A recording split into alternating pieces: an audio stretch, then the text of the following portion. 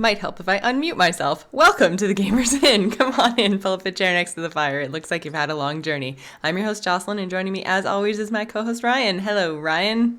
Hello, welcome. It's Saturday. Yep, I'm clearly off my game, which this is going to be a fantastic episode.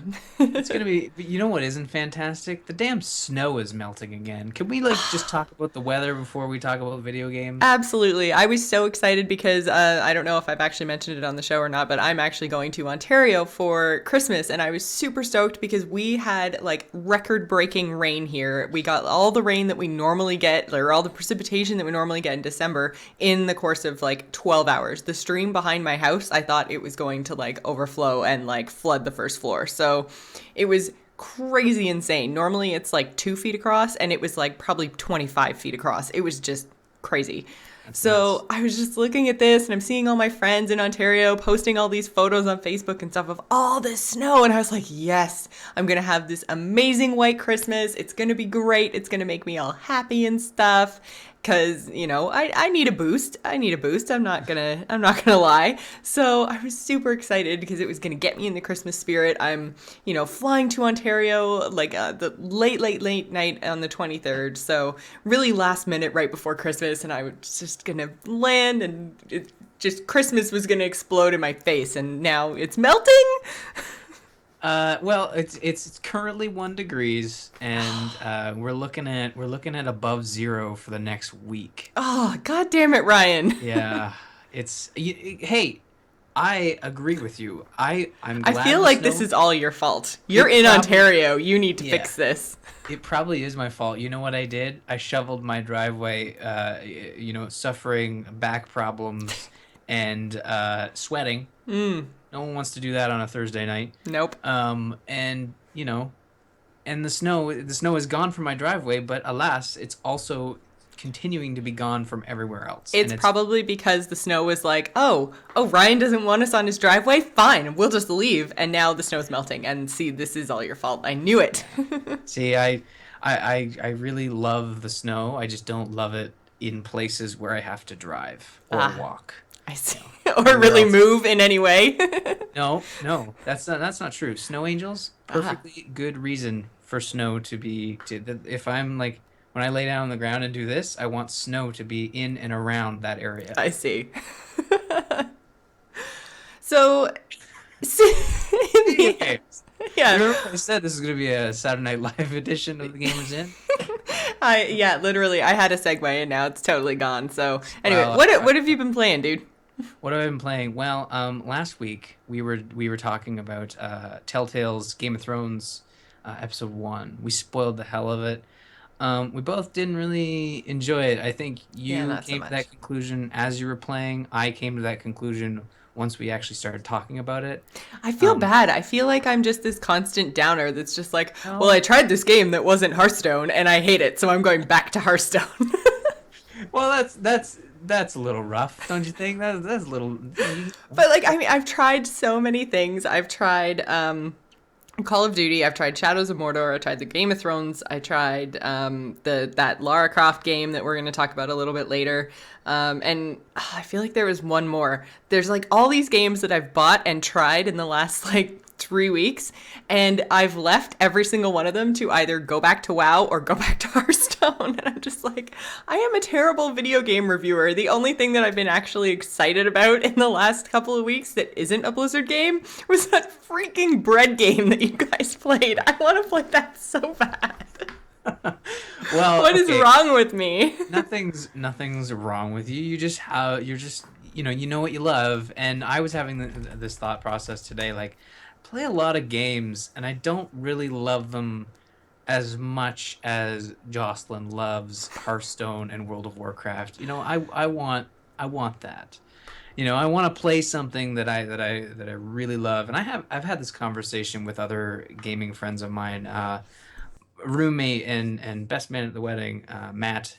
He and we used to live together in university, and we had this conversation about like, oh man, I just want this game. I want a game that I just sit down and I don't want to stop playing, and I just want to beat it, and I don't care if I'm playing or I'm watching whatever. And that game was like the Batman Arkham Asylum game.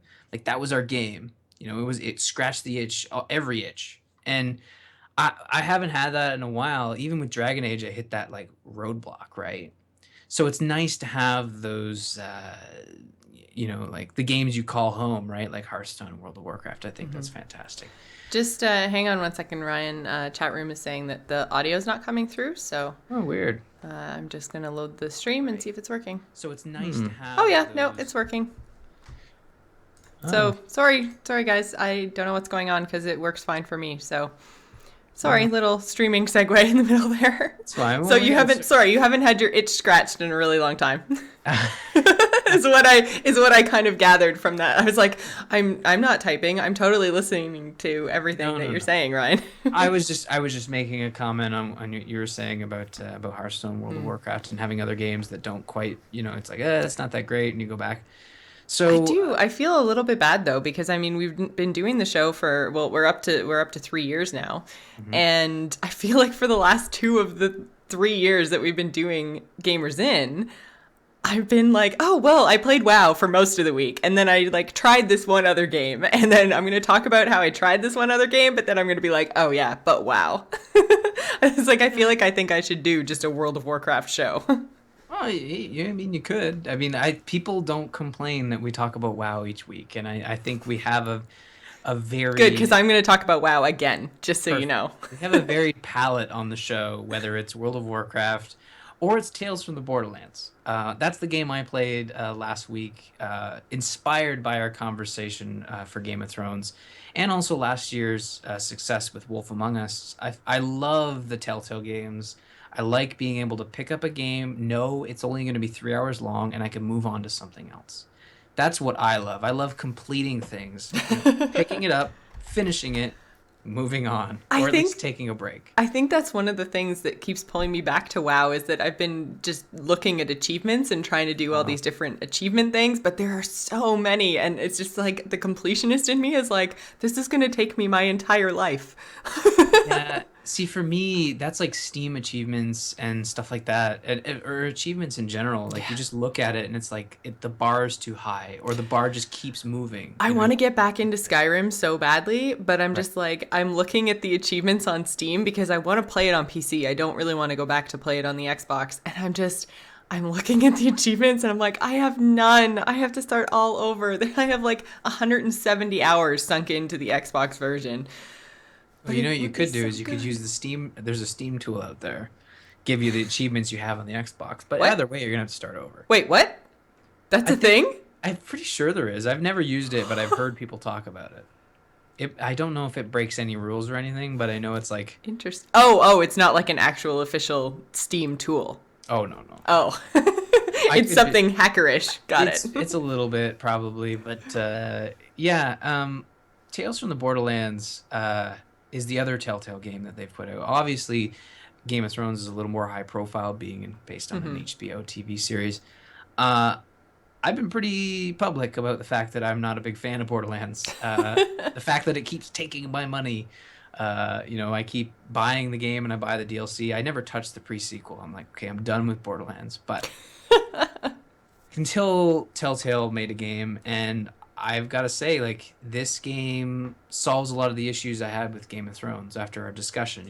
It's comedic, it's funny, it's not like super serious. It's not down in the dumps, kind of like, do you get stabbed or do you get stabbed? No, it's not like that. It's a little more comedic and tongue in cheek, and the characters are well acted. Like, you play as either Reese or who is like a Hyperion guy. You've played enough Borderlands to kind of know.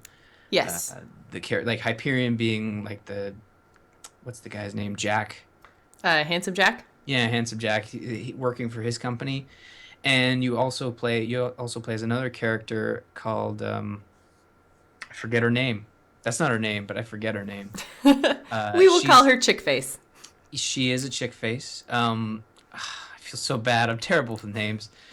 But But you remember faces, right? So chick face, done. yes, she's her voice actor is Laura Bailey, so we'll call her Laura. How's that sound? Okay, that sounds good. I could even be messing that up. But anyways, she's like a con artist, and you play as her as well. And the whole story is based around starts. It's like one of those like telling the past stories. So it kind of plays with that a little bit. So the game starts with you being captured by some smugglers, and he's forcing you to tell the story of how you got to this point. And they play around with that. So when you die, it's like there's no way you were killed by bandits if you're here. And it's like, oh yeah, that's a good point, but that'd make for a boring story if I just told you everything that happened, right? It's really good. It's funny and it's not down in the dumps kind of stuff like Game of Thrones. It's got a lot more action than Game of Thrones, as is to be expected. So is there a lot more of like mashing Q, hitting E, like that kind of stuff, or is it No, still the well, same amount of exploration and story? Because no, basically, I mean, these Telltale games, while they've been really well, Wolf Among Us has been really, really good. They are all exactly the same. The only thing that differs is the story.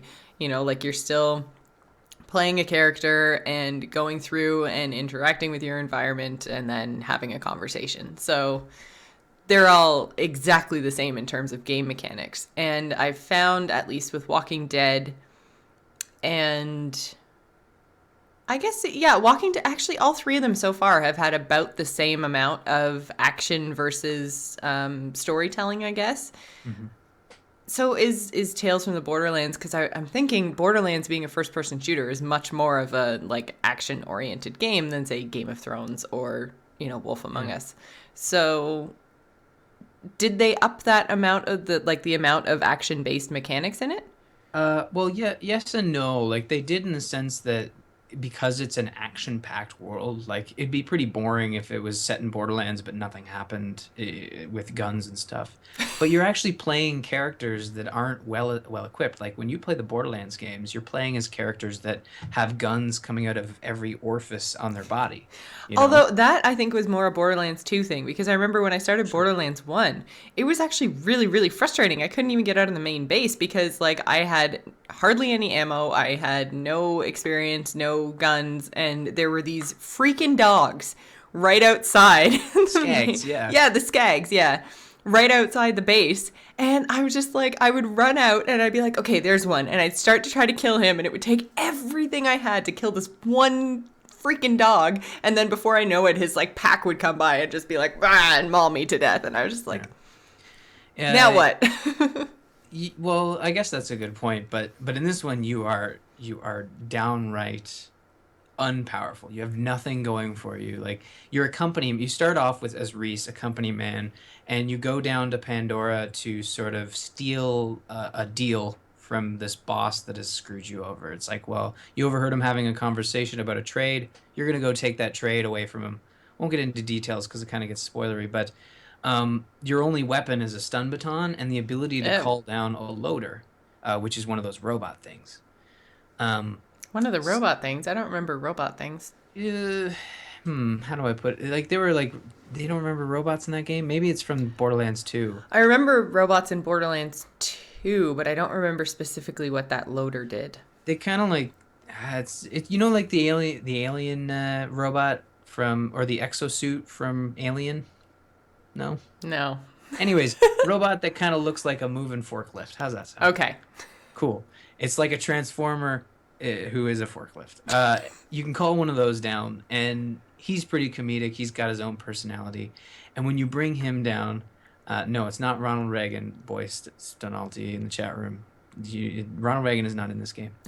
Um, he so you get into a bit of a mess, and you have that opportunity to like, okay, this is one of those moments where we're hiding behind a rock, we have no guns, and we're outmanned by bandits. So you bring down this loader, and that's where the action changes. It turns into sort of a point and shoot type FPS. Okay. So So then you that is different because there was no yeah. kind of aiming, pointing, shooting anything in any of the other Telltale games. Yeah, it's kind of like it's kind of like a scan and sweep. So you have you have your machine gun, and you point it at the guy you want to shoot, and then you hit the R button. It plays the animation, similar to what you would do if you were aiming in Walking Dead or something.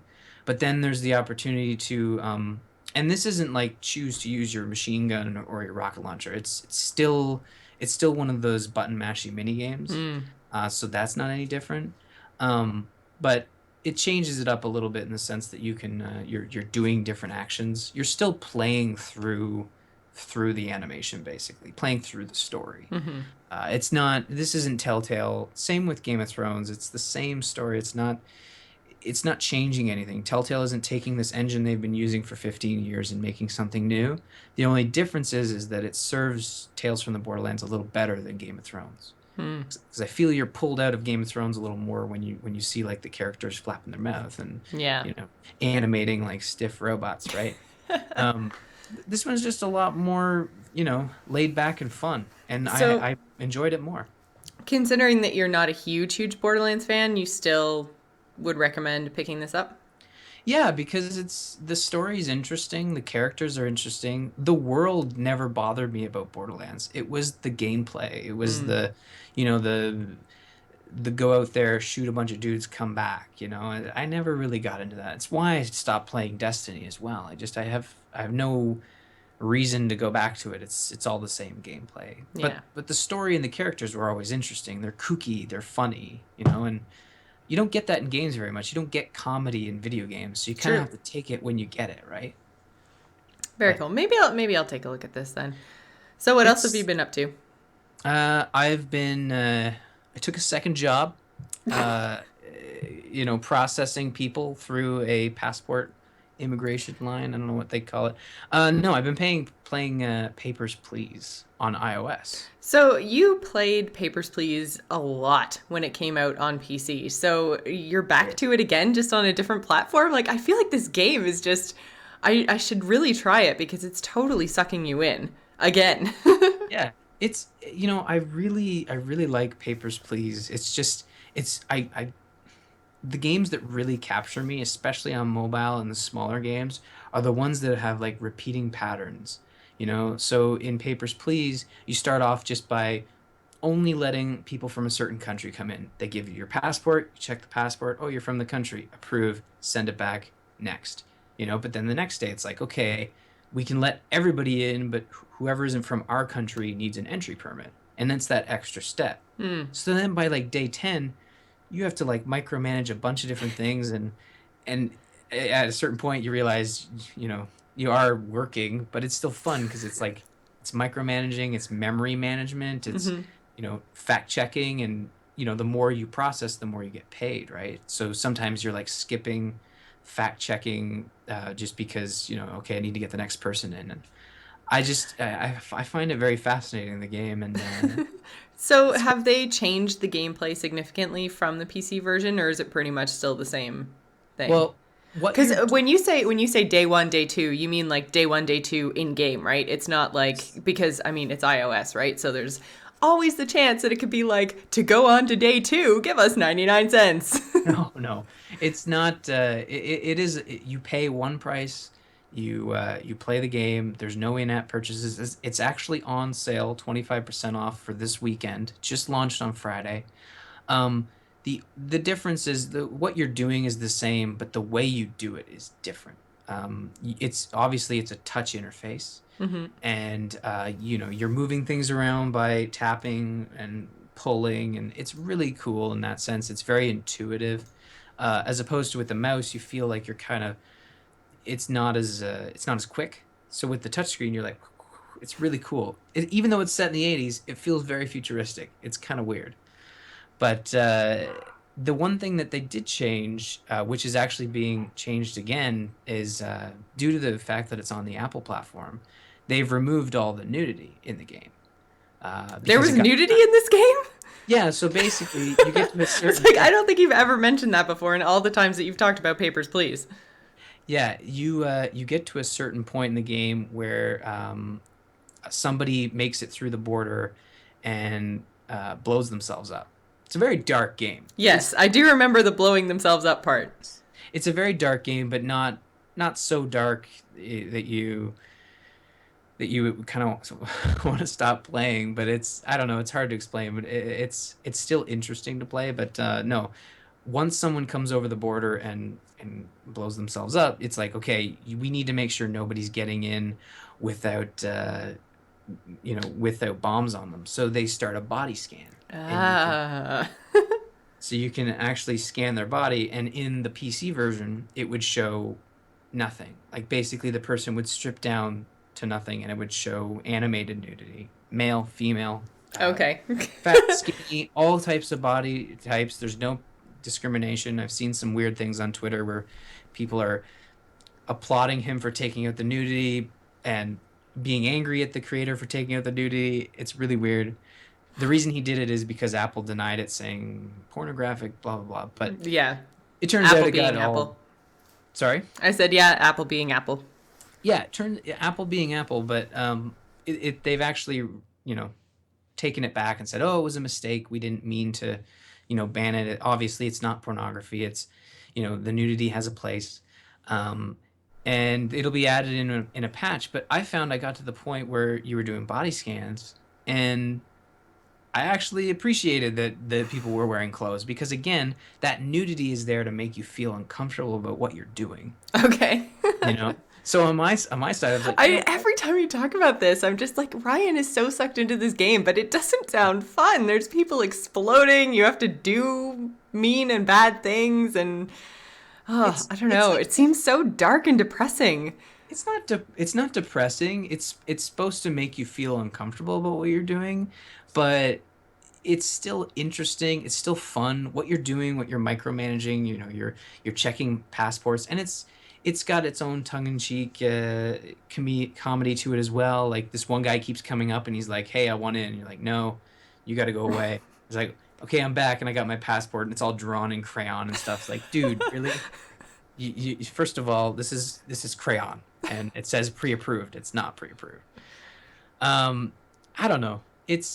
Yeah, Evan in the chat room. It's a little depressing. It is a little depressing because as you go, you only get paid so much, and you have to like pay for food and heat and rent. So if you can't afford those, you can like turn off the heat for one day, and then that. Oh my God. Okay, so here's my question. How do you lose this game? Like, is there some like terrorist level in your country or something that if you let too many people through and bad things happen, you lose? Or do you lose your job? Or like, does your family starve? Like, what's the like win or lose conditions in Papers, Please? Does it just go on forever? No, well, there is an endless mode, but it is a story, and it's a branching path story. So you can lose because, say, your boss catches you working for the rebels, and they shoot you, and you're dead, and your family is thrown in prison. That is a thing that's happened. I got that ending in the PC version. Another ending is, your entire family dies, and you afford rent, and you live happily ever after. Because you don't have to provide for your family anymore because everybody's dead? God, exactly. Ryan, this game.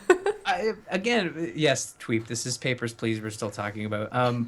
It's, again, like, I feel like I'm describing the stuff that happens after you have fun. You already see, the bad stuff doesn't happen until you're hooked, right? Because it's when the fun stuff, and it's like, actually, this is a kind of neat game. And then you realize that, day 4, somebody's like, there was a terrorist attack and I lost a bunch of money because they closed the border early. And now I can't afford heat, and yeah, and then it's you start to realize like I'm having fun, but I'm also doing stuff that is kind of depressing, and trying to provide for your family while still trying to keep a job. Like another ending I've gotten is where you get a bunch of money from the rebels because you're working for them, and you're kind of like letting people through the border that shouldn't be getting let through the border. And then your boss finds out, and again, they execute you. It's a lot of fun. If you have an iPad, definitely check it out on iPad. I think that's the definitive version. Even without the nudity, I think people who are kind of freaking out about that it's like they're adding it back in. You'll get your weird pixelated nudity back, guys. Don't worry. On iOS? On iOS, yeah. They're adding it back in. Interesting. It will be default off. Usually, I was going to say, yeah, usually Apple doesn't go back on decisions like that. That's odd. Well, It must have been quite the outcry. it wasn't just an outcry. I think the developer didn't even care. He's like, you know what? I understand it's a different platform. It's a closed platform. I think he's one of the few people who realized like, why would I like it's Apple's platform. That if he really wanted to include nudity without any questions, he could have put it on the Android store and there wouldn't have True. been any questions. So because he chose the iOS platform, I think he realizes that he's choosing a closed platform. I'm by no meaning defending Apple. I think it's an odd choice to say you can't do a certain thing, especially when they have ratings on the App Store. Like you have to be over 17 to play this game. It's rated seven. I think they have a 17 plus rating on the I App am Store. not surprised. Well, if there's things that are happening, like Yes. nudity is the It's least the of your least of it, concerns. yeah. If your kid is it's like, mommy, why did that person just kill a bunch of people? It's like, well, son, in the 80s. It's again, it's kind of a dark and depressing game, but what you're doing in the game is I understand where you're coming from. So when someone explains everything about Papers, Please, and you're sitting there listening, and it's like, this does not sound fun. It sounds No. terrible, and you're a terrible person. Uh, Well, so I far I haven't thought that you're a terrible person because I'm pretty sure I know that the way that you're playing the game is not like deny everyone, kill all the people. Like, I'm sure you're sitting there making really hard decisions, going like, well, if I don't let them in, then their husband's gonna murder them, or they're, gonna starve to death, or I should probably just let them in. Yeah, I try to like usually with my first playthrough, at least on the iPad here, I'm trying to be the best employee I can be and provide for my family the best way I can, and that's by if you don't have the proper paperwork, you're heading out the door. Yeah, And if you come to me and say, "Hey, work for us," it's like, no, I'm trying to be a good person here. I see. But yeah, Tweep is saying it sounds boring, it looks boring, it's morally wrong. But I have never wanted to play a game more in my life. It is That pretty much wraps it up. that pretty much is Papers, Please. $5.99 on the App Store right now until Sunday. And then it'll shoot up probably to $10. So the iOS version doesn't have any kind of microtransactions or ads or anything in it. It's just straight up. See, and this is what I like, and I've noticed a lot of games seem to be moving towards is like they're not 99 cents anymore, they're not free anymore. They're $5, $6, $7, $8, $9, $10, however much, but then you don't have to pay again, and there's no in-game currency and any of that crap. So I like this. I would definitely pay up to $10 for this. I'll go get it after the show and give it a shot. But no, I like this trend. How they're going to higher prices but no ads makes me happy. Yeah. Tweeps I noticed Tweeps comment in the chat just saying that they charge for it now. Papers, Please is now a paid game. It was sort of in a demo version. That's the reason he was saying it sounds like they changed it a lot. Well, this is actually a full-fledged game as opposed to the little demo you've probably played. So definitely check out Papers, Please. $6. It's totally worth it. Mark Fusion in the chat room who's questioning $6. Don't buy 3 Tim Hortons extra large coffees next week and you'll be fine. If you know what Tim Hortons coffee is. I was going to say, he may not actually be Canadian. All right, don't buy your one Frappa Lappa Chappa vanilla Starbucks thing. Starbucks thing. Or your Paper Spice. I don't know. Just Paper Spice? I don't know what these people drink these days. Oh, man. So something that both of us were playing, and we tried to play on game night, and it kind of didn't work because it kept crashing Ryan's computer, which, did you ever figure out what was going on with that? Okay. Because, yeah. I mean, it didn't run slowly on mine or anything, but it seemed like every time we got even a little bit into the dungeon, it just absolutely, like, crapped out and failed. Yeah, so what was happening was I tried to be graduate to full-on nerddom by overclocking my CPU. And that did, for some reason, Tomb Raider, Lara Croft and the Temple of Osiris did not like the fact that I was playing that game and that I had overclocked my CPU. So every time we played for like 5 minutes and it would crash. Now, mind you, before that, I was testing the streaming with Ryan's computer hates laser staffs. Chat room, come on, you're distracting me. So I was playing Dragon Age right before that, and it was fine. So there's something about Tomb Raider that was messing with it. Anyways, I reset my CPU. I'm good to play this game now. It should not crash my computer. Fingers crossed. Well, that's good because I mean, I was just kind of starting to maybe get into it, although I was not a fan of having to. Oh shoot, what was it? It was like you had to aim and shoot at the same time or something. Like you couldn't. I don't know. There was two buttons I had to press at the same time that seemed a little bit not intuitive, and I was just like trying to move in a fashion of it. yeah, I don't know. I don't know what it was, but it was like I had to aim and shoot at the same time or like push. Yeah, I can't remember exactly what the mechanic was, but I was just like, because I understand the dual stick stuff, but it was like it wouldn't. Oh, I know what it was. If I didn't have a direction pushed on my right stick, I think I couldn't actually shoot anything. So if I was like facing a certain way and not moving, I couldn't shoot. I just held my staff up and it kind of glowed and I was like, this is the worst weapon ever. Oh yeah, I remember that. You're like, Yeah. what am I doing? Yeah. Guys, Am I contributing? seriously. Does this glow help anybody? No. Maybe it's I'm scaring- healing? scaring the spiders away. So yes, I in order to make sure that this game was not just broken for me, I did boot it back up and played a few more minutes of it, and it did work. So I fixed it. Oh, good. So Good. again, we could play this, and we were actually trying to do something really cool in for game night. We were rewarding some longtime patrons with a free copy of the game to play with us. It's a 4-player co-op game, and it's very cooperative. You're not shooting each other as much as James tried. I was going to say, it's really unfortunate because that's how I like to play games, is shoot people in the face, which we'll talk about later. Yes, we will. Jimmy the Shovel. Jimmy, no, he was in the chat room. He was playing with us as well, and it is a little bit weird. He was playing with the keyboard. I was playing with a controller, and Yeah, I played with the controller too. so anyways, I think that one of the main things we missed by all of us jumping in at the same time, all being fresh with the game, is there's no really clear tutorial. And when I actually was playing on my own, it was a lot easier to kind of grasp what I was doing. So the game is made to be played with 4 people, and each character has their own abilities. So And that's the other thing that I found. I was playing as the chick, the Isis. Isis, yes. Yes. I was going to say Osiris, and I'm like, that's wrong. So yeah, I was playing as Isis, and I noticed when you first go in to choose your character, it gives you the 4 options, and each person can only, like, you can only have one Lara, one Isis, and one of the 2 dudes that I can't remember who they were. Some Oscar, and there was another dude. Yeah, Carter. I can't remember. I can't.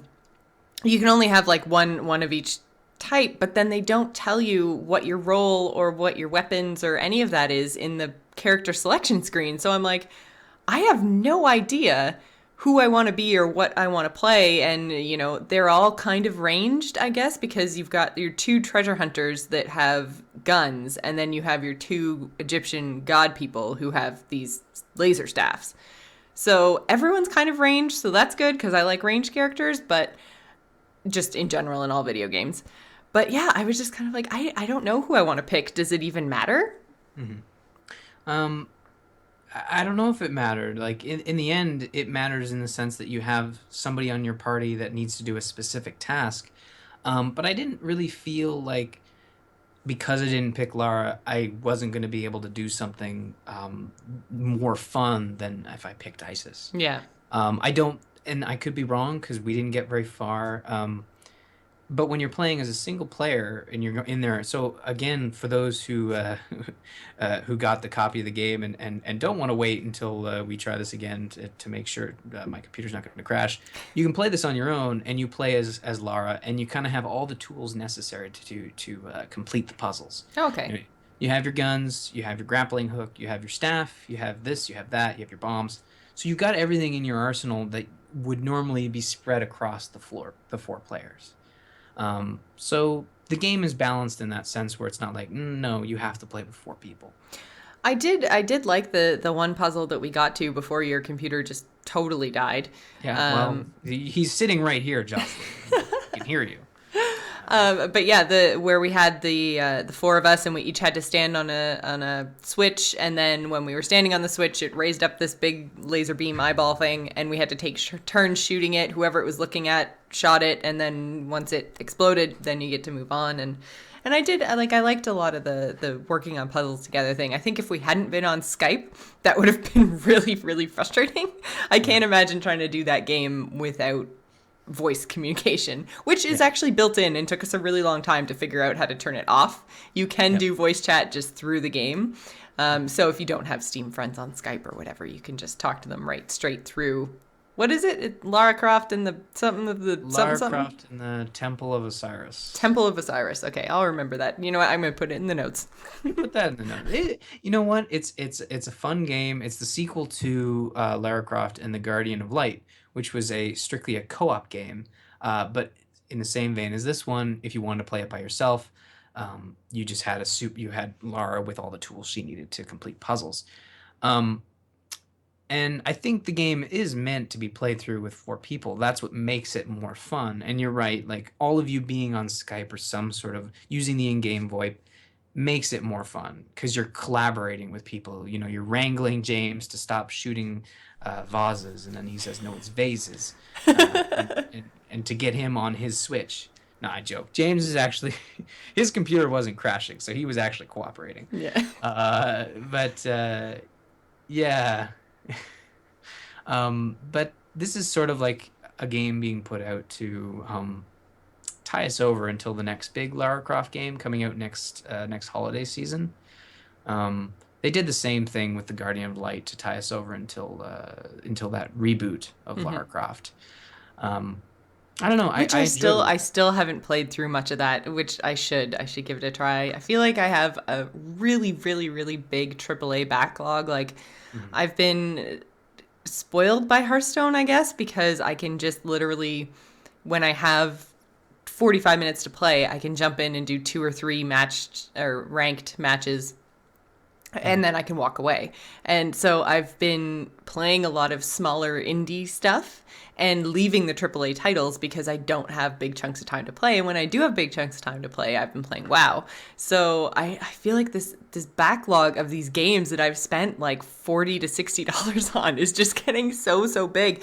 Like Sims 4, and granted Sims 4 was terrible, but normally I would spend huge amounts of hours in Sims. And I think I've played it for an hour tops because it felt like it was this huge step back from 3. So, but still, I mean, it's just all these things that I've touched for an hour or 2 and not actually gotten pulled into. The backlog. I have the same issue. I like to pick up games with the thought process that I'll get back to this. You know, it's on sale. I'm pre-ordering it. It's on sale is the worst thing ever. I know, but I had a conversation with somebody, I think it was Lou, the busy zombie lord. He says to me, like, okay, are you gonna play it before it goes on sale again? We just had that fall sale. I didn't buy anything in the fall sale. I didn't buy anything either. I was so proud of myself. Yeah. And it's like, it's the main thought process was, am I gonna play this in the next month? And now we're sitting at the 13th. The holiday Steam sale is gonna be starting in a week.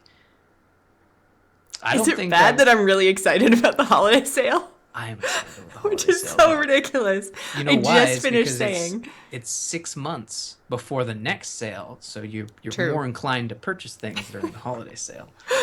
Don't tell my wife. Because I'm probably gonna break down and buy Shadows of Mordor, or Shadow of Mordor. That's gonna happen. You should. I know. The hour that I played it was super fun. Yeah, hey, I have the same issue. You know, the first hour I played of Captain Toad's Treasure Tracker was fantastic, but I'll get back to it eventually. Man, yeah.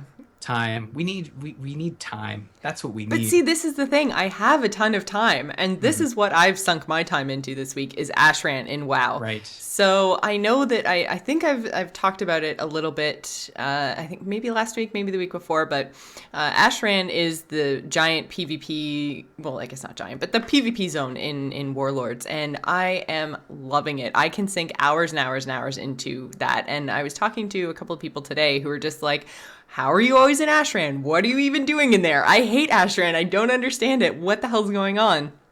So I thought I'd take a little kind of minute here to just kind of explain what you're supposed to do, because I find when I first started, the first 2 or 3 times I was in there, I didn't know what I was doing. I didn't have fun. I was like, this is really dumb. So it's because I didn't understand what all the different currencies and objectives were. So it's basically this giant push-pull battle, and there's a horde base on one side and an alliance base on the other. And there's like these big guardians that spawn and these heroes that spawn. And if you can push all the way and win the Ashran battle, there's like generals in the base. And if you can kill all of them, then, you get all these conquest points. I have not even made it.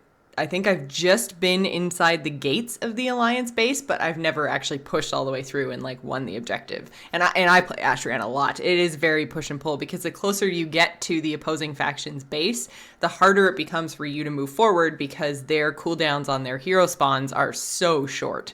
Mm-hmm. And every single time they hit like a battle objective, which fluctuates again. Like if they're pushed all the way back in their base, they only have to get 50 points before they spawn a hero. Whereas if you're pushing on the enemy's base, then you have to kill 1,000 enemies before you spawn a hero. So like it's really, really big, like the disparity between. Sure. So it's constant back and forth, and it can get really monotonous and kind of overwhelming, because you see the same people's names all the time. You're killing the same people. You're doing the same thing in this constant back and forth push. So what I keep telling everybody to do is, instead of just staying on the main road, because the zone's really big, if you just go off to the side, it becomes this amazingly cool experience, because there's 4 sections that you get a quest to explore when you first go into Ashran the first time. So Garrett and I actually did that about a week and a half ago. And you go to all the different places. You get bonus objectives, and it's killing. It's not killing people; it's killing NPCs. So it's there's like a PvE component. Mm-hmm. So you go in there, you kill your things, you get a ridiculous amount of, I think you get honor, conquest, and gold. I think I get, the bonus objective this week gave me like 500 honor, which the cap is 4,000. So, I mean, it gives you a huge chunk. And then I think I got like 60 gold and like 100 conquest or something. And conquest is really hard to get. Or not really hard, but that's what you get from rated battlegrounds and rated arenas, and not a lot of people actually do that content. At least not a lot of people in my guild. My guild is a PvE RP guild. So if you go off and you do all these things and you do these bonus objectives, what ends up happening is you get these artifact fragments, and you use those back at your base to do things like spawn your guardian and get all these different bonuses like mage portals and warlock gates and different things that help you move around the zone really quickly and can help your team with strategy. And you also get into these smaller battles, because obviously you're trying to do these bonus objectives, and so is the opposing faction. So you get into these almost like mini battlegrounds, because battlegrounds is my favorite thing to do in PvP. And you get into these things where it's like there might be 4 or 5 horde people that are going through and doing all of their bonus objectives, and all of a sudden you'll have like this little group of alliance people, and now it's like, oh my god, not only do we have to fight these NPCs because all the NPCs are there too and they're attacking you, but then you have to attack the alliance. And it's basically like, it's as if you're on a PvP realm, but everybody's max level. So there is no like, somebody swooping in at level 100 and killing a level 20 or something like that. Everyone's level 100. You can't get in until you're level 100. So doing all of this side stuff, so much fun. And then as everybody kind of spreads out and starts to do all the side stuff, well, then you take all your artifact fragments back to your base, you spawn your guardian, and then you go down the road, and then all the opposing factions spread out, and then you go boom down the road. And it's just like, it's so fun once you start to understand how exactly you should play. And like, it's not just, I'm going to run up the road, and then I'm going to back up, and then I'm going to run up, and then I'm going to back up, because that's no fun. But if you kind of spread out and kind of explore the areas a little bit more, man, does it get fun. So this is, what are you getting for doing all this work? Right now, because honestly, the amount of honor that I've gained is ridiculous. I have the Gladiator Sanctum back at my garrison, and actually that's what it kind of ties back to. Playing in Ashran is the only way to get, I think they're called Broken Bones. Mhm. and it's the currency that you use at your gladiator sanctum to do your work orders. And then the gladiator sanctum, which I have because I have so many broken bones, it's just constantly going. I think I have 2,000 in my bag right now. Mhm. And so my work orders at the gladiator sanctum are constantly going, and it's a way for PvPers to generate gold, which used to be a problem. If all you wanted to do in WoW was PvP, it was really, really hard to get gold. So your gladiator sanctum generates gear, gold, honor, and conquest, as Mhm. well as what are they? Apex crystals or something like that, which is yet another warlord's currency. There's Of so many course. kinds of currency. I'm so glad they got rid of justice and valor because like you would not be able to keep track. It But wouldn't be an MMO with thousands of types of currency. That's sort of the issue that people are having with Destiny, in the sense that it's supposed to be a first person shooter story experience, but really what it is an MMO. It takes more of its gameplay from MMOs. It's more of its grinding from MMOs. The difference being between Warlords and Destiny is that Warlords has a good chunk of story content, whereas Destiny is just a fraction of that. yeah. And this just sounds like, I mean, for those who are saying to you like, oh, Ashran is kind of boring, I didn't like it. It's like, well, that's Ashran is one small sliver of what Blizzard is offering to you in Warlords of Draenor. Don't like PvP? Well, maybe you'll like raiding. Don't like raiding? Well, maybe you'll like PvP. Yeah. You know, I Well, and always that's found that PvP, when I played it, was queuing for battlegrounds, and that got old fast. You know, to well, do and your see, that's what dailies. I'm still doing. So basically, I go Oh, into okay. Ashran, I play Ashran, and as I'm playing, I'm queued for battlegrounds. So I'm earning honor all over the place. Like, Hmm. actually, last week was the first week that I ever capped my conquest points.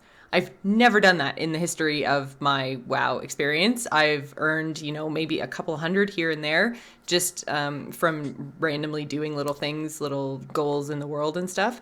But because Conquest is like the super competitive rated PvP currency. And I've never done that before. And last week I capped my conquest between Ashran and the Gladiator Sanctum, and then doing rated arenas with Valk, who is super duper awesome. If you're listening, Hmm. hi. And we've just had so much fun. And I capped my conquest. I'm just like, oh my god, I'm gonna be super good in all this PvP gear. And that's the big change with this expansion, is that with Warlords, my PvP gear is level 620. And then when I'm out in the PvE world, but then when I'm in PvP, it scales up to I think 675 or 690. Some of my pieces are all different levels. But anyways, there's this scaling that happens so that I can wear my PvP gear in PvE content, and I'm on the same level as, or within about 10 or 20 eye levels of everyone else who's been raiding. So I don't have to raid to get good PvE gear, and I don't have to maintain two different sets of gear. So it's so much better. And it's driving me to just like, all I'm doing is PvP content, because then as soon as somebody's like, hey, do you want to go run this heroic dungeon, or, do you want to raid? Like, I'm fully geared out to raid. Oh, wow. And so as soon as anybody says that kind of, no, do you want to jump in? I can. And I don't Hmm. have to worry about it. I find like I was trying so hard to make sure that I had the gear for PvE content in previous expansions that PvP was just off to the side because I just didn't have time to commit to both. But now I can just commit to PvP and I'm ready for PvE. So it's Do just you so much more fun now. Right? Do you feel as though it's better for people to do PvP to gear up, as opposed to doing like dungeons and heroics and Oh, stuff? absolutely. I think PvP Okay. is the best way to gear up in this expansion, Just for more sure. fun, or just a better path? Combination of both. I Okay. like PvP because it's not the same every time. It's like, Yeah. I can't go to YouTube and watch a video on how to beat a certain part of a certain fight, because every single fight is always different. You can figure out, your best rotation, and like I'm constantly learning like what cooldowns I should use when, and things like that. But, where my opponent moves, what they shoot at me, what I have to deal with changes every single time. Whereas, PvE, I just find like I'm not a fan of grinding dungeons or raids. Like I want to go through, I want to see content, I want to get the story, I want to see the cool boss and see what he does. But once I get that stuff down, I don't want to go back and do it 18 times a day. Right. Yeah. No, I agree. I think that's again bringing it to Destiny. It's a similar issue people have with it. It's you're grinding the same dungeon for the percentage that you see by looking it up in whatever the equivalent is to Wowhead. Like, oh, it's an 8% chance I'll get what I want. Which by means I doing have this. to run it 12 times in order to make sure that I get Yeah. and even then, make sure that I get the drop. Each and every time you run it, you have an 8% chance. So you might constantly fall in that other 92% of loot and just never get that, 8% piece to drop. Yeah, So and it's grindy, it's repetitive, and eventually, even if it's the most fantastic piece of content ever invented, you're still doing it at most once a day to get one drop that might not ever happen. Whereas opposed to PvP, it's different. You can't plan for what Priesty McGillicuddy is gonna do from Alabama, who's playing his undead Shadow Priest. Oh, Like you don't know Undead what's Shadow Priest would be on my side for the Horde, dude. What are you talking well, about? you know what I mean. Like you don't know what I mean. I just made a mistake. Human priest. There you go. There you go. Yeah. I Kill know them in the you're- face. And actually, Exactly. I've been working on my Nemesis quests, which you get from the Gladiator Sanctum. I might have talked about it last week. Nemesis quest. Do you Ooh, remember did. that? What's the Nemesis quest? So, in order to get the title Warlord of Draenor, so I can be Adwiel, Warlord of Draenor, you have to kill 500 of each of the opposing faction, of each race. So right now, I'm working on Night Elves. So I've killed 147, I think, out of 500. So basically, whenever I see a Night Elf on the opposing side, I'm just like, I'm killing him. And then I like run all over the map trying to kill this one freaking Night Elf. That's kind of gross. It's like I'm in a killing mood of night elves. tonight, Exactly. Human, you're spared. Never Your Thursday mind. night. Never All right? mind. I am carrying around what's it called? It's a Night Elf heart. And Right. it's in my bag. And if I click on it, then it's a spell that I cast that will like basically flag all the Night Elves. Oh wow. Yeah, it doesn't work in Ashran, but it works in Battlegrounds. Interesting. Well, I'm glad that you are keeping the population in check, I guess. I am, yeah. So then once I'm done Night Elves, then you have to go back to your Gladiator Sanctum, and there's all these statues of all the races of the Alliance, and you literally set it on fire. And you're like, now I'm going to do humans. Fire. This is like burning human.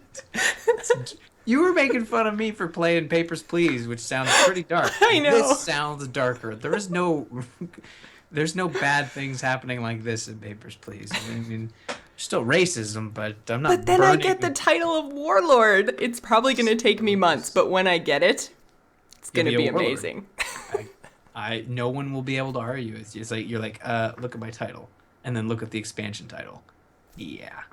I feel like when I get that, I will win WoW, at least for this expansion. And then she'll finish Lara Croft in the Temple of Osiris, guys. Exactly. Come on. I just have to kill like 3,000 enemy players. And I have to kill them when I specifically have that specific quest, because it's not like if I go pick up the human quest now, it's going to say, oh, in your history of PvP, you've killed 476 humans. It's going to be like, nope, starting now. Kill 500. So. Yeah.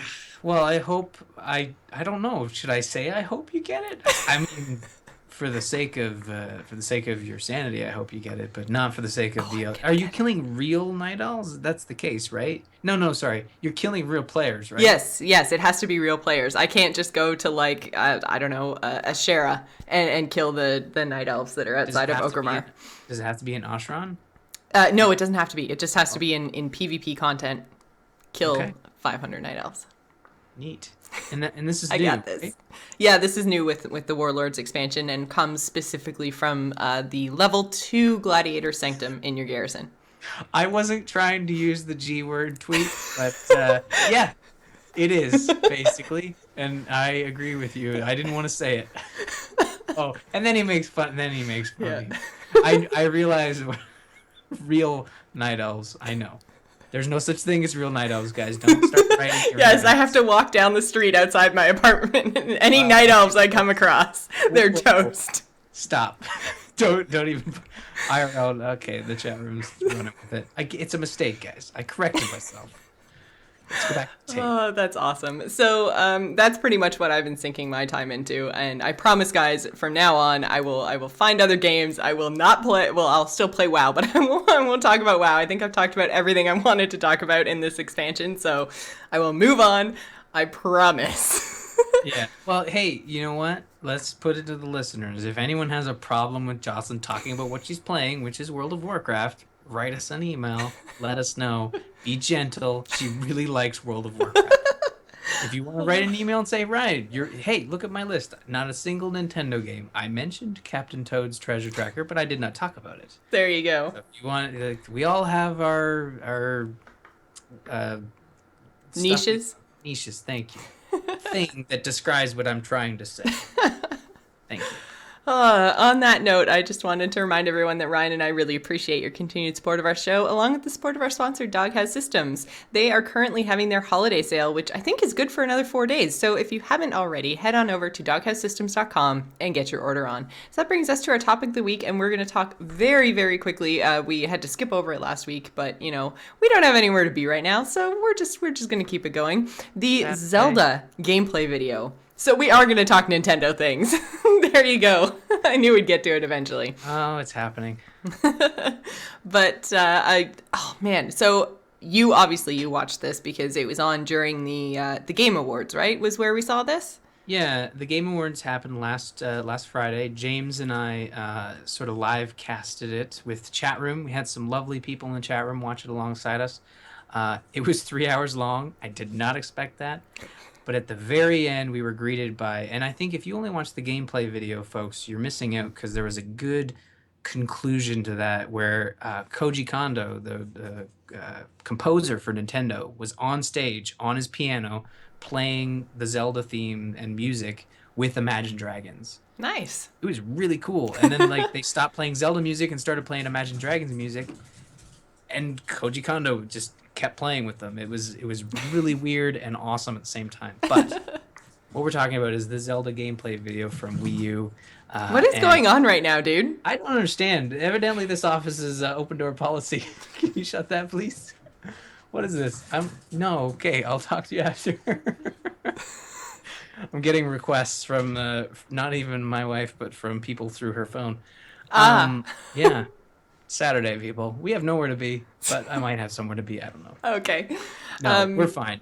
Zelda gameplay video. We were greeted to not the first look at Zelda. No, because we have seen Zelda for Wii U gameplay before. Yeah, but I felt this was more sandbox representative. Kind of gave us an idea of the scope and scale of the game. That was the first thing that I noticed on the gameplay video, was just how big everything was. And especially when they show you the first map and they say okay, here's you standing on this cliff, there's your objective that you just marked, here's your map. And I kind of looked at it and I went, okay, yeah, that looks about like an Ocarina of Time type scale, that's the kind of map size we're looking at. But then they zoomed out, and that was like one little tiny corner of the Zelda world. And then there had to be, I would say, 10 to 15 times as big. Would that be, you think, about a good representation of how big that world is? Yeah, it was pretty big. I felt as though, and the other thing that we get from this, we immediately think about Skyrim. We immediately think about Dragon Age Inquisition, which took a lot of inspiration from Skyrim. Dragon Age Inquisition is a bunch of small little plots. No, sorry, a bunch of big, large plots of land separated, which gives them the ability to sort of say, oh, here's our mountain, here's our desert, here's our ocean. Mm-hmm. But with this game, we're getting more of a Skyrim where it appears to be one big, giant world. Yeah. Similar to what we get in the last Zelda game we both played, Link Between Worlds. Right. Which is this big map. I was thinking back to Skyward Sword, and I was like, not the same. No, Skyward Sword was more of like a mind map kind of, where you started with your central location, which splintered into a bunch of different areas. Yeah. Mainly because you were like skydiving towards the area you wanted to go to. Yeah. And this is more like, no, it's all Hyrule, just go nuts. And we didn't. It's very easy for us to say. It's very easy for us to look at what they showed us and be like, oh, you can do this, you can do that, but they didn't show us much in this gameplay video. It was very deceptive in the sense that it's more just here's the open world, here's the scale. We're not going to show you combat. We're not going to show you dungeons. They did show a little bit of combat, though. They showed combat on horseback, and the coolest thing, I think, was that your horse, and I know everyone's been making fun of this, but I don't even care.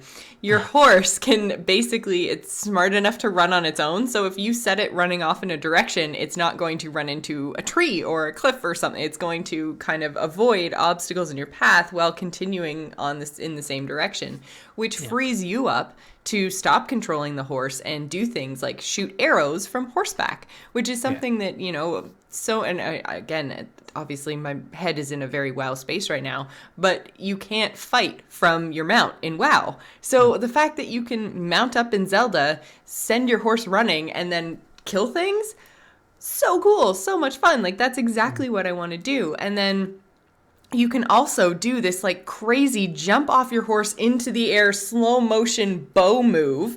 And I'm just like, that makes me feel so badass, and I'm not even playing it yet. Like, I am watching a video of someone else playing and I feel badass just experiencing this content. So it just, it feels like Nintendo's listening.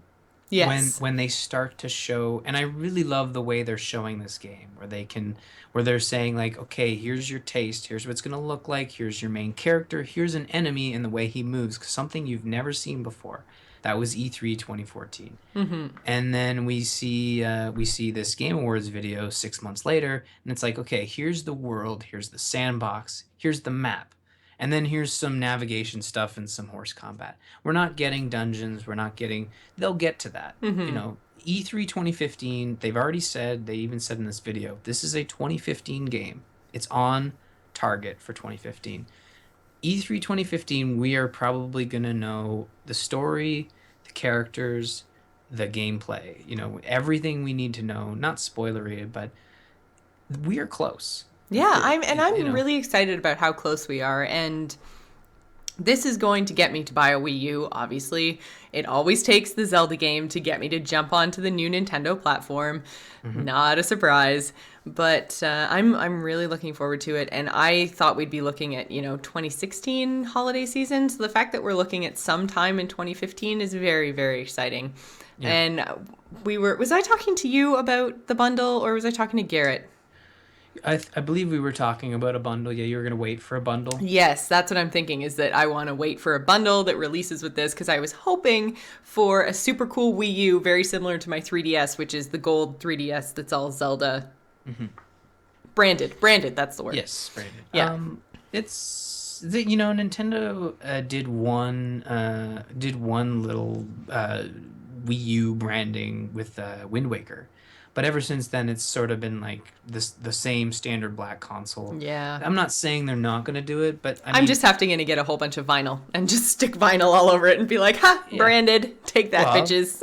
I did that with, there are lots of ways to do that. You can custom design it, and you can probably find some really cool vinyls that would allow you to Zelda it up. But I don't know, like, there's no games that have come out previous that are that have made you want it really badly as much as Zelda, and there's nothing. Mario Kart came close. Mario Kart 8, was it? Yes. Yeah, that came really, really close. I was watching for deals, and just didn't end up pulling the trigger, but it's fantastic. This close. So now that I can have Mario Kart 8, there's probably not going to be a Zelda branded console, and Zelda's coming 2015. I might pick this up. I'm going to hope for something super cool on Boxing Day, and cool. Boxing Day is the day after Christmas. For those of you, that's like our Black Friday up in Canada is Boxing Day. So I'm going to hope that there's some sort of deal on a Wii U on Boxing Day. But yeah, I'm really excited for the Zelda. It's in line with the kind of art style that I enjoy. That's kind of, it's cartoony, but more realistic cartoony as opposed to Wind Waker cartoony. It's very Blizzard ish, you know. And not to I know Jocelyn was alluding to it, and I'm all out saying like, hey, remember, Jocelyn, all you're allowed to talk about is Blizzard games. It feels very Blizzard in the sense that it's realistic with a paint of cartoonish to it, sort Yeah. of more like World of Warcraft, maybe a little brighter. Oh It yeah, would be definitely brighter. it would be Yeah. Nintendo if it wasn't bright, but I really think that the Wii U this holiday season, especially if you haven't asked for it for Christmas or you're not looking for it, you should be looking for Boxing Day sales because if you look at the lineup for PS4, Xbox One, and Wii U, there's nothing on those next gen consoles that you can't get on your PC. The exclusive that Nintendo's offering, Smash Brothers, Hyrule Warriors, Bayonetta 2, now with Zelda and Star Fox next year, those are all games that are fantastic and don't require patches to operate correctly, like Halo Master Chief Collection. And I don't even think Sony had a game come out this holiday season, unless you want to count Little Big Planet 3. But I don't know. I think it'd be a great investment to get a Wii U this holiday season. Yeah, I'm really looking forward to it, and I'm also looking forward to playing with their Pro controller and never touching that stupid pad. I really wish that they'd go Yeah. the way of Xbox, where originally it was like, no, you have to have Kinect, you have to have Kinect, you have to have Kinect. If they would offer me a Wii U bundle that was just like, you know what, you don't really need the gamepad, and here it's $100 cheaper, I'd be boom sold. The gamepad is all right when it's used. It's used. If it's not being used, you kind of feel like, okay, I'm gonna use the Pro controller. But when it is being used, it's interesting. But I Mario would Kart is just rather, because it's just like a second screen, right? If you have the Pro controller and then say an iPad, it would be the same experience. They could just do something like what Xbox did, where it just ties into whatever tablet you have and then done, instead well, of this clunky, thick, big. I think have it you held one vibrates. before? I held yours last time I was there for New Oh, yeah, Year's, you didn't did. I? Yeah. Yes, I think you did. Did you play with it though? It kind of feels like Well, no, I didn't play with it. I held it, but you just held it. It's like, oh, okay, and set it down. lame. Yes, and that is a good first impression. I mean, Nintendo certainly, like people in the chat room is like, bring back GameCube controllers. No, please don't. Um, the GameCube controller is a fantastic controller, guys. Come on. I like the GameCube controller. Um, And Jim in the chat room is saying that he thinks they do have a bundle without the gamepad. So I'll have to look into that, because if they do, and if there's a significant price drop in a Wii U without a gamepad, I would be all over that, because I just don't need it. Unless there's some game that I really, really want to play that for some reason requires it, then I would look into it. But really, like, I don't ever want to touch that thing. I just want to sit on my couch and push buttons. And I really want Nintendo to just let me sit on my couch and push buttons. Not look at a second screen, not wave around some stupid motion crap. I just want to push buttons. and you are pushing buttons. And for the most part with the gamepad, it really bothers you when it's not being used. But when it is being used, it's like, okay, that's creative, that's intuitive. But there hasn't been a game come out like that since the launch with Zombie U, which was like you're actually manipulating inventory. Now with the Zelda game, it looks like we're going to be getting. I watched this like crazy 20-minute breakdown video of that 4 minute of footage where they're looking at like not just the map being on the home screen and being able to like tap through it but you're going to be able to like leave pointers, leave nav markings, and there'll be other apps in there and whatnot. But yeah, and I understand that doing something like that on the gamepad would be easier, but I can still do it with just a controller. Like, I can pull up a map and I can have a cursor on screen and I can move my cursor around with my little joysticky thingies, and I can, hit A to set a waypoint, and I've done everything I can do on a gamepad. Is it easier to just say map and then use my finger to point? Yes, but I don't want something that I have to use like that, I want something that I can just controller my way through so that I'm never looking away from the screen and playing on a tablet. Like, I want to play on my TV. I agree. And that's the big issue I've had with the gamepad, is that every time I'm looking at the gamepad, the novelty of it wears off almost immediately because it's like, wait, no, I want to be looking at the I was playing Captain Toad's Treasure Tracker again, and bringing that game up.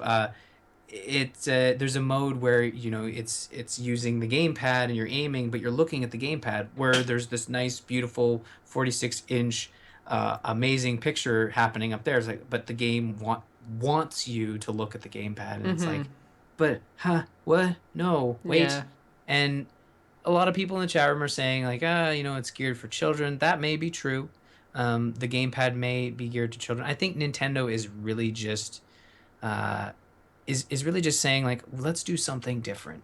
And is it good? Maybe not. Is it bad? I don't think it's technically like terrible, but the fact that you can't get it without the gamepad, and you bring up the Kinect, the solo Xbox One without the Kinect being a good option, giving consumers options. And when the Wii U launched, you couldn't do anything without the gamepad.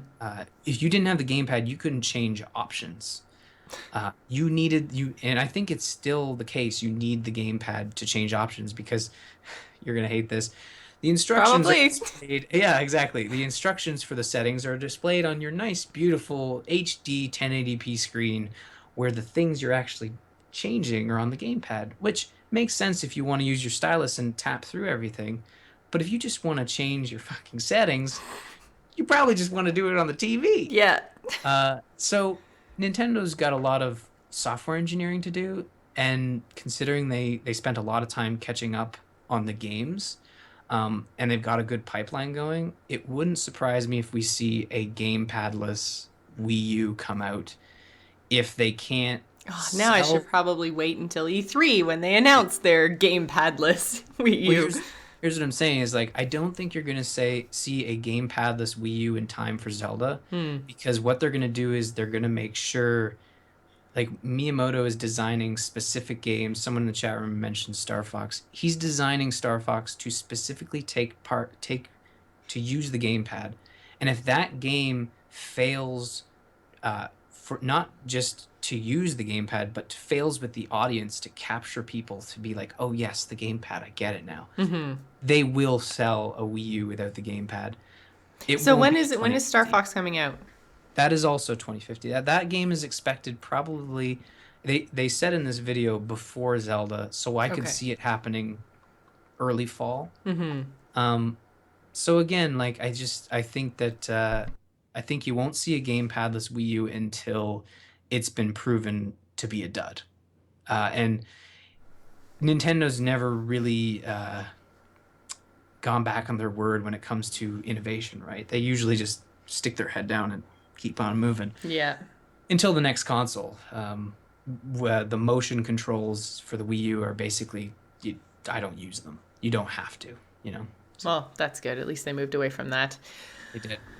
So I think that pretty much wraps it up for our Zelda discussion. We kind of got off on a little bit of a Wii U tangent there, so apologies. That's why we don't talk about it. Yeah, exactly. Until Jocelyn buys one, then we'll talk about it. So I just wanted to let everybody know that you can still get your TGI Extra Life 2014 t-shirts, of which I am wearing mine right now. Sorry, my hair is in a way there. So these were designed by Garrett Weinzierl, and he is freaking awesome. He did a great job. It's double-sided. You can get the front and the back, and proceeds do go to our Extra Life campaign, which is awesome. So if you want to show off your TGI pride, head on over to /loot.com. That's SLASH loot.com to grab yourself one of these awesome Extra Life Gamers In t-shirts. You can also get shirts from fabulous podcasts that are friends of the show, like Azeroth Roundtable, Torrent Think Tank, Zombies Ate My Podcast, and The Angry Chicken. So if you want to show off your podcast pride, go to /loot.com. And that actually kind of brings me around to just remind everybody that the Extra Life campaign and donations are still open until December 31st. We're a little bit short of our goal. I think we're at about 70% of the $5,000 we were aiming for. I don't think anyone on our team has actually hit their goal yet. So if you're looking for someone to donate, just, head on over and pick a person. Anyone on the Gamers In team would be fantastic.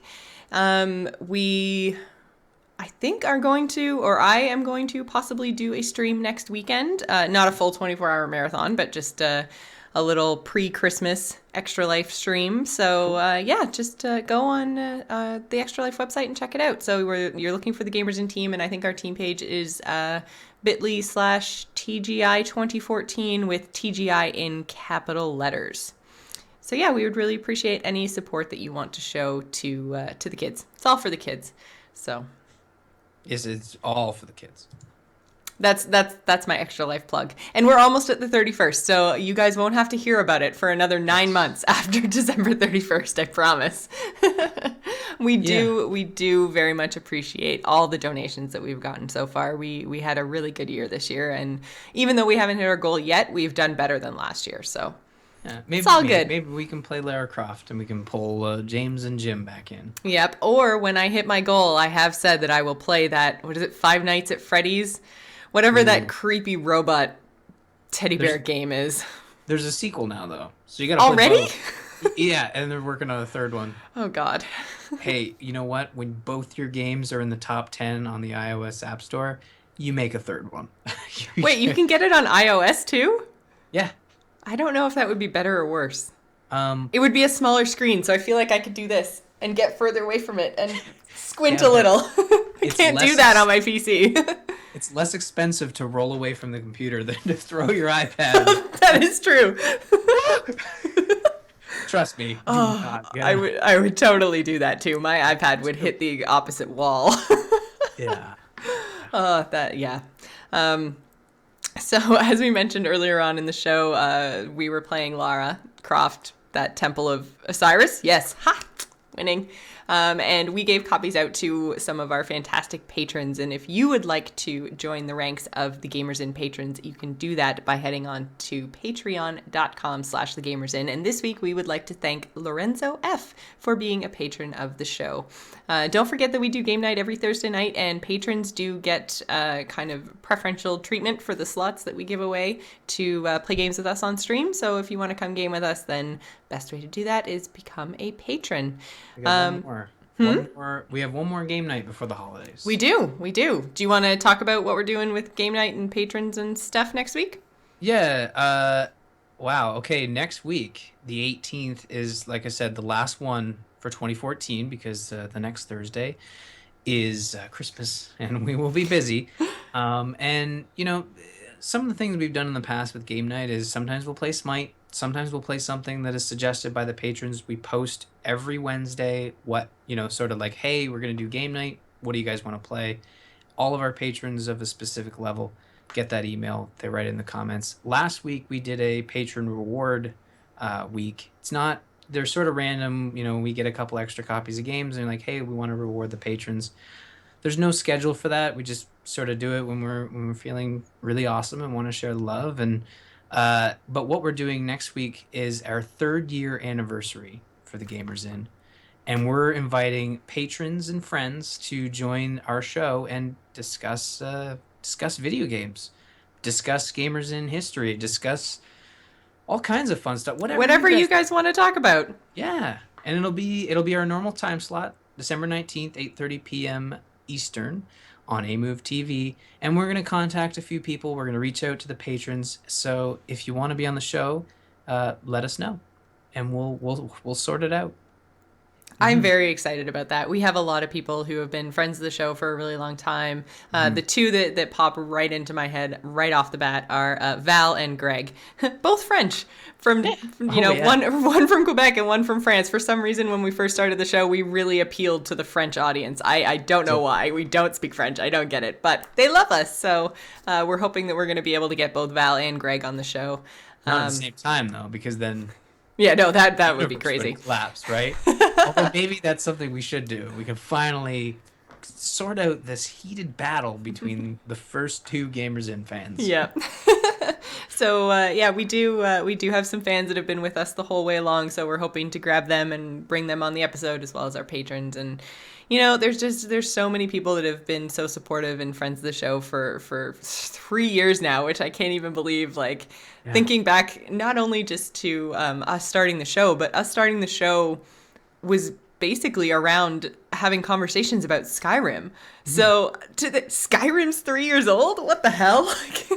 Yeah, Crazy. Skyrim came out a long time ago, and Skyward Sword was another game that Yeah. sort of inspired conversation. Speaking of Zelda, we're talking about the next Zelda, and something that inspired the show was the previous Zelda. Yeah. So that's pretty intense, and usually every year we try to reflect, but I think this year, it'll be more fun to do it with friends and Yeah. family. So, and it's right before Christmas. So, again, I'm really excited. So that, again, is December 19th at 8:30 Eastern, and it's going to be right here on twitch.tv/amovetv. So if you are normally an audio listener, I really would encourage you to try to set that time aside, because it's going to be a really fun time. I have no idea how long we're going to do the show, but I pledge I have nothing else to do that night. So if you guys just want to keep calling in and having conversations and we end up with a 5-hour episode, we end up with a 5-hour episode. I don't even care. Sweet. I'm game. Nice. I will cancel everything. Put Peterborough and Halifax on hold. Nothing else can happen next Friday night because Gamers Inn is having an extravaganza. I love it.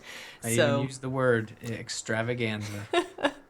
So yeah, we're really looking forward to that. And so what we're going to do then is take the week after that off, because it's actually Boxing Day. I will be in Ontario. I'm taking a trip home to see my family.